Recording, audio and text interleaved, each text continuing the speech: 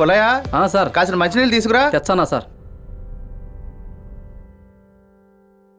ఎవరితను? ఇతనా మన కుర్రాడలే, తీసుకో. ఇది తర్వాత తీసుకుంటాను. మా అబ్బాయి ఇండియాకి వస్తున్నాడు ఈ మంత్లో. మార్చిలో ముహూర్తాలు పెట్టుకుందామా? రేయ్, మార్చిలో పాపకి ఎగ్జామినేషన్స్ ఉన్నాయిరా, ఎలాగా? అయ్యా దేని గురించి అయ్యా? అదా, మీ డాక్టర్ అమ్మకు నిశ్చితార్థం చేయాలనుకుంటున్నాం.